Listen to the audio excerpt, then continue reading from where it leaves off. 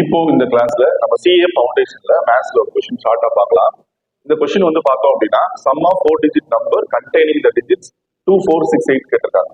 அதாவது 2468 வச்சு நம்மளால எத்தனை டிஜிட்ஸ் நம்ம உருவாக்க முடியும் நமக்கு தெரியும். அப்படின்னு கேட்டாங்கன்னா நம்ம that is four letters 4 factorial நம்ம போட்டலாம். ஆனா இதுல அந்த 4 ஃபேக்டோரியல் நமக்கு 24 இருக்கும். அந்த 24ஓட அந்த 24 அந்த வேல்யூஸோட டோட்டல் சம்மேஷன் கேட்கறாங்க.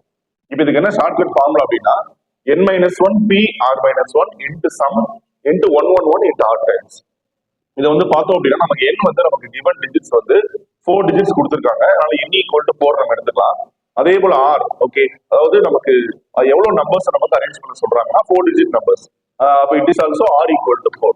அதே போல sum, okay, sum of the given numbers. Okay, given numbers வந்து பார்த்தோம் அப்படின்னா 2468. அது 4 வேல்யூஸ் நம்ம ஆட் பண்ணா நமக்கு 20 கிடைக்கும். இப்போ இதோட வேல்யூ நம்ம பார்த்தோம் அப்படின்னா n-1. இப்போ 4 - 1 நமக்கு 3p r-1 it is also 3. அப்ப 3p3 வந்துரும்.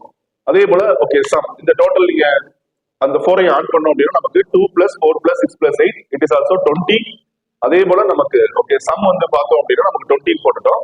அப்புறம் 111 r டைம்ஸ், ஓகேங்களா. இது வந்து பார்த்தோம் அப்படின்னா நமக்கு r = 4.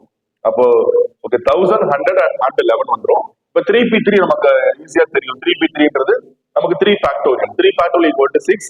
அப்ப 6 × 20 into ஓகே 1111. இது நம்ம மல்டிபிள் பண்ணோம் அப்படின்னா இதோட ஆன்சர் வந்து ஓகே 133 நம்ம 320 கிடைக்கும். சரிங்களா? இந்த மாதிரி நம்ம ஃபாஸ்டா இந்த மாதிரி நம்ம ஷார்ட்கட் ஃபார்முலா யூஸ் பண்றது மூலமா எக்ஸாம்ல இந்த பாஸ் நம்ம செய்ய முடியும். நம்ம டைம் சேவ் பண்ண முடியும். தேங்க்யூ. நோட் பண்ணுங்கப்பா பின்றாம்பா